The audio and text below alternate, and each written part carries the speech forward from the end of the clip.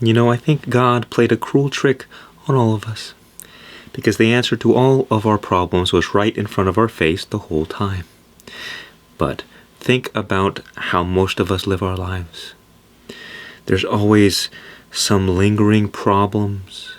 There's always something that we have to deal with, or something that we're ashamed of.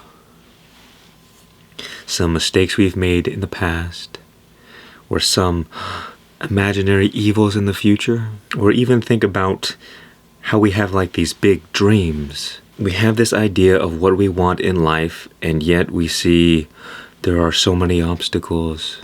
There are so many things getting in the way to what we want. Every single day, there are these kinds of problems that arise and seemingly try to attack us and get us frustrated. Some days it may even seem like the whole world is against you. And yet, the cure for all of these things, all of the problems that we experience in our life, was right here all along. All of the things that we try to go out into life and achieve, the things that we think will make us happy. If only we had more money, if only we had more peace, if only we had more love. All the things that we're looking for, we look for in the external world. And yet they were right underneath your pillow before you even got up out of bed in the morning. Everything you could have ever desired. You see, before I get into the sacred safe space of God, first I want to address a very important idea that is responsible for all of our misery. And in understanding this, we may understand the cure. You see, energy is the force of creation, and our mind is a tool that directs the flow of energy. As they say, where attention goes, energy flows. And you see, we all have this identity that has been conditioned, that we have kind of co-created or constructed. And this identity causes us to focus and be interested in particular and specific things. So, if, for instance, you have a negative self-identity, you will have the tendency to always be focusing on problems and negativity. Some people, it's very obvious when you hear them speak. Everything they say has a bit of a negative connotation. While if you see the people who seem to have it all, you will find that they are almost always positive all the time. Because when you focus on positive things, you create more positive things. And when you focus on problems, you create more problems. But most people are just living unconsciously. We don't know why things are happening the way they are. So we have to recognize that the source of our problems is coming from us. It is stemming from our own minds and our own negative tendencies, the habit to focus on things that are going wrong. Now, it's not your fault. It's just that human beings biologically are conditioned to focus on fear and negativity. Because if we didn't, we probably wouldn't have survived this long. Survival is a very necessary and important thing to pay attention to. And without fear, you might make a stupid choice. So don't beat yourself up for being negative all the time. This is just a habit that can be undone, no problem. Although your mind will make it into a problem, probably. And so what you find if you pay attention, if you become aware, just watch yourself throughout your daily life. And what you will see is that for the majority of our lives, it's always this kind of pinging back and forth between you and your environment, you and other people. There's always this kind of subtle concern of, how am I measuring up? How do I affect other people? Do people like me? Do people think I'm good? Is my environment a reflection of who I want to be or the life that I want to live? And because everybody lives their life this way, we don't think anything of it. And yet, the truth is that all separation is an illusion, which means that there is no such thing as you and other. You are not separate from your environment. Everything is made out of the same stardust. Everything is the same atoms, just structured and positioned in different ways. That is the true nature of reality. But when we go out and live our lives, we experience individual objects. There is me, there is you, there are things, there are objects. And that is the illusion of separation that our minds create. In the Garden of Eden, in Genesis, human beings were at one with the environment. We were at one with God. Everything was good. It was natural. And then one day, the serpent came to Eve and tempted her into eating the fruit of the knowledge of good and evil. In other words, duality or separation. Separation occurs when you have you and other, good and evil, dark and light. And so what this story represents is that humans began in harmony with life, like the animals, like the trees and the fish. But through our increased knowledge, our increased awareness, we became self-aware, aware of ourselves and others. And we entered into this illusion of separation, this nightmare. Because the moment you become self-aware, your survival instinct will go nuts. Because you will realize that you can die. And that you have to prepare for the future. And that you have to be afraid of your environment. Because at any moment, something could come out and get you. And we are still living like this today in our modern societies. The only difference is that we don't have to run away from tigers and lions and scary things. Well, there are still scary things. But all of our problems are now psychological. All the tigers and all the dinosaurs, they're in our mind. And the problem is that when they are in our mind, we cannot escape them. At least if there's something in the bush, you can run away. But you can't run away from yourself. I'm sure you've tried. I know I've tried. It doesn't work. You see, we have been living for millions of years in this illusion of separation. And for the first time in human history, there is a global awakening of people returning back to paradise. This is where I try to live all the time, and where you can live as well. Free from problems, free from struggling, free from even difficulty. It is a return to paradise, a return to harmony, but instead of being there as an animal like the rest of the animals, we rise into higher states of being. We return as higher consciousness beings. I think it was Rumi that said, I was a rock and I died and I became a tree. I was a tree and I died and I became a pig. I was a pig and I died and I became a man. I was a man and I died and I became an angel. This is the evolution of consciousness. Our destiny is to rise back to the heavens. But you do not have to die to experience this paradise, because it is here for you right now. As I said, it was right in front of our faces the whole time. Because harmony, because peace, because love, because joy, all of these things that we spend our life trying to search for, inner contentment, satisfaction, they are our natural state of being. All human beings are already enlightened. We were born enlightened. We only become endarkened because of the conditioning and the construct of our mind that creates an illusion, a nightmare that we then experience as the real world. And I am saying to you, wake up, because you don't have to live in that nightmare anymore. This safe space that I speak about is right here, it's right now, it's eternal, it's not going anywhere. So even if you can't find it, it'll be waiting for you. There's no rush. But if you would like to join me for this quick meditative exercise, perhaps you can find it now.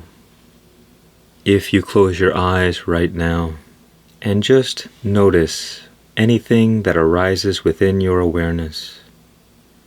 Any thoughts, any feelings, any sounds. And see how all of the objects of your awareness are separate from you.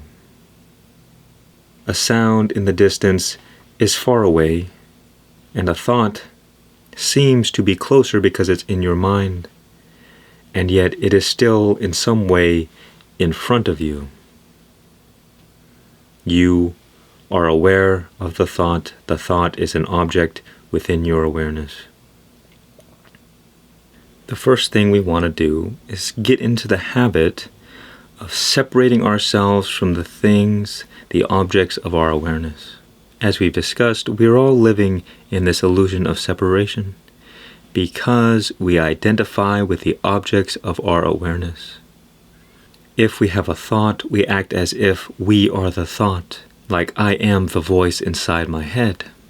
Or if somebody says something mean to me and I get offended, it is because I believe that they were talking about me. But they were not talking about me, they were talking about an idea of me, an imaginary projection in which I identify with. And it is precisely that identification with the imaginary idea that is why we are caught in illusion. Because when you close your eyes and you begin becoming aware of the objects arising within your awareness, first of all, you cannot find the person you believe yourself to be, because it is a construct, it is an idea. Only when we go out into the world and we ping back and forth from our environment and from other people, or when we look in the mirror, we remember, oh yes, I am this person, this is my job, this is my role in society and as a family member. All of these different identities, constructs of the mind. Constructs of the mind built from memory and sense data. But I say to you again, when you close your eyes, what is true? In this moment, when you close your eyes and you don't move your hands, where are you as a man or a woman? Where are you as your job or as a family member? Where are you as a personality? Where are you as a unique individual? You see, you know that you exist, but you don't know as what do you exist. Find the answer to this question and all of your problems are solved. You see, there are subtler and subtler levels of what we are. Logically speaking, we can understand that we are the awareness in which all of the objects, all of our experiences are arising and falling away back into. The awareness is unchanging. The awareness is eternal. The awareness is transcendent. It is beyond all experiences. Which means that you, in this fundamental and natural state, are unaffected by all of your experiences. Awareness has no problems. It has no struggles. It has no difficulty. Only when the mind comes into play and we attach our identity to the mind, do now all of the problems of our life, all of the problems of the world come into play. And it is only because of that identification do all of our problems even arise in the first place. In the Garden of Eden, there were no problems because they had no mind to create a sense of separation. Because this is the purpose of the mind. It gives us a sense of individual autonomy so that we can operate in the physical world. It is a very useful tool, but it comes with all of these problems. Now, on a slightly less subtle level, when you close your eyes and you focus your awareness inward toward your body, What is it that you experience? For me, I experience an emptiness. It is the same emptiness as is the emptiness of the space around you, only separated by the physical sensation of your skin, any feelings in the body. And within this emptiness, there is a very subtle radiance, a vibration that you might call presence. This presence, this inner spaciousness, is called the I am. It is the sensation that I exist. It is the knowing that I, right now, right here, I am. And this sense is not unique. It is the same for all beings. It is the same for all of us. It has no preferences. It has no desires. It has no suffering. It simply is.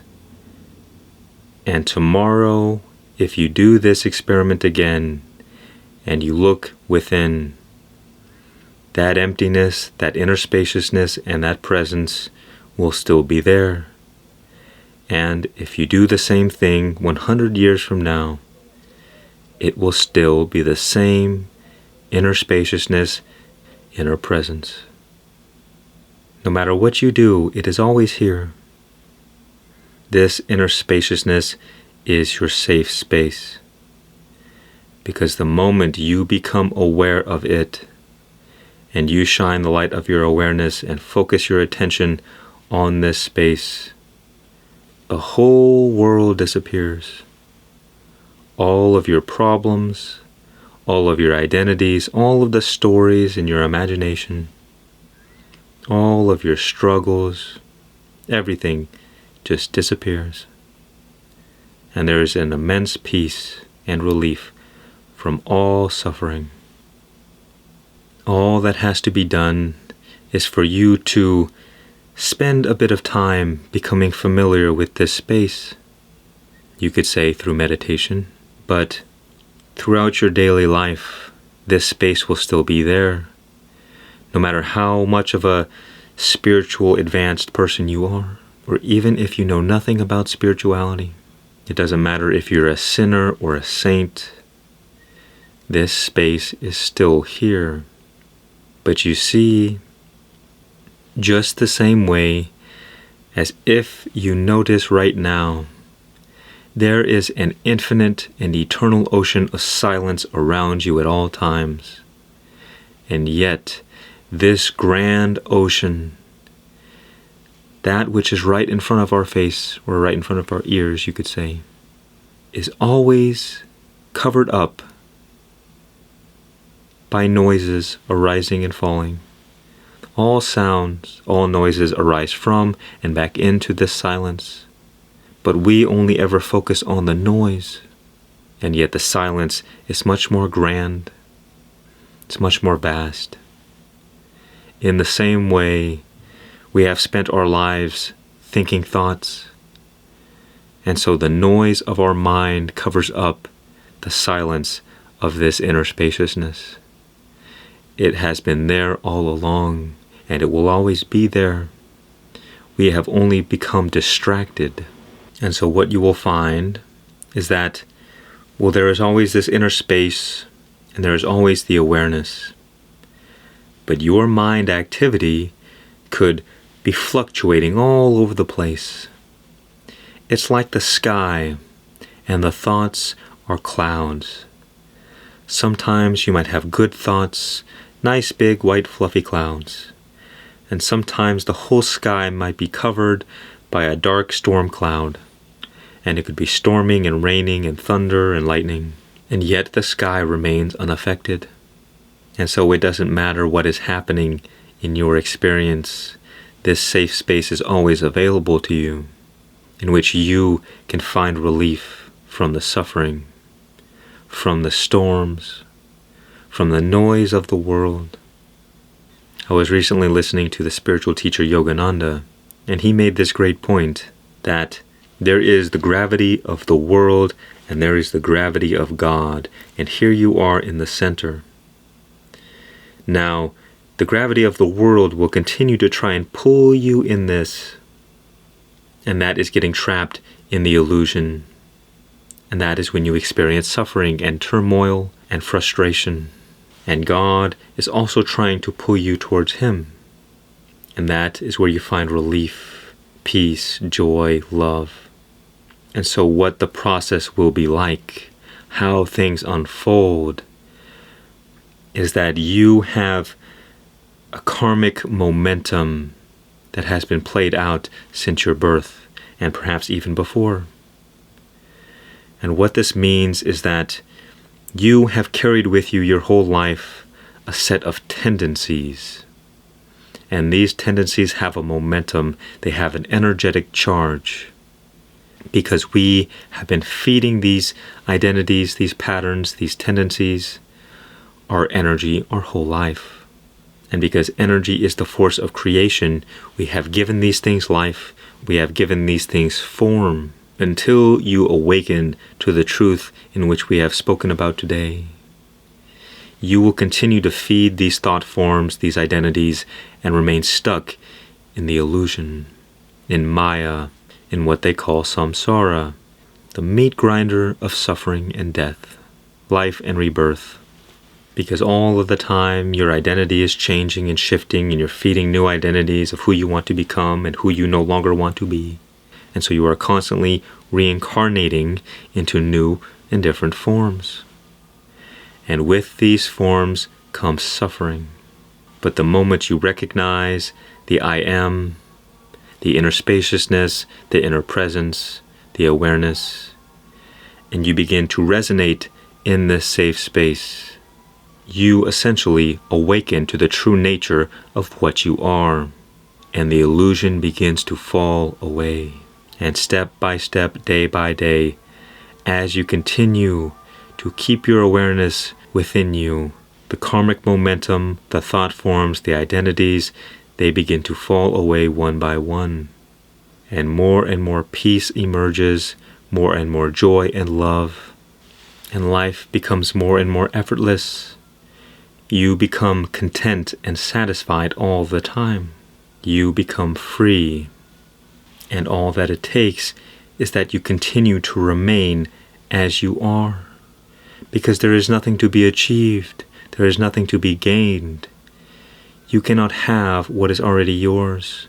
And you cannot become what you already are. You are already the infinite, the eternal. Everything in existence is already within you, right here, right now. All of your desires are already yours. All the things, all the experiences that you could ever want, they have already been given to you at birth. But because we have been trapped in this illusion, we go out into the world and seek these things that were ours the whole time. They are our natural birthright. To live a life of freedom and harmony, of joy and love and peace, and not to struggle, and not to suffer. But these truths cannot be known so long as there is strong identification with the mind. Because these are two opposite realities. One is a nightmare, and one is heaven. One is paradise, and this is your natural state.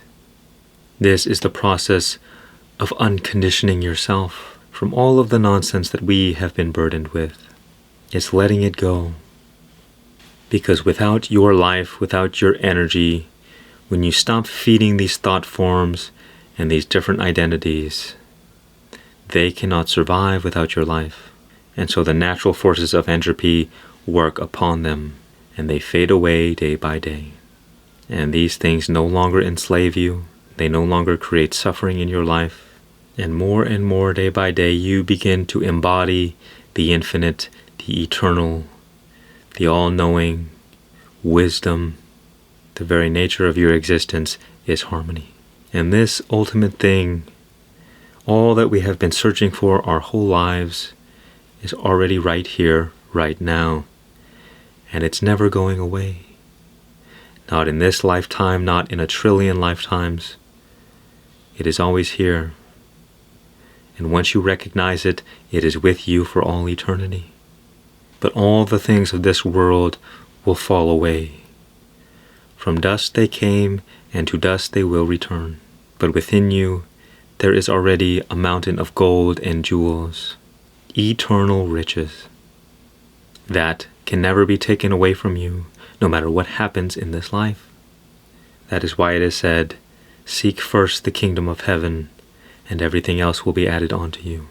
Before you go, if you didn't know, long ago I wrote this book, and currently I'm in the process of redoing the whole thing. So if you struggle with negative thoughts, or perhaps are experiencing a lot of psychological torment, be sure to be on the lookout in the near future.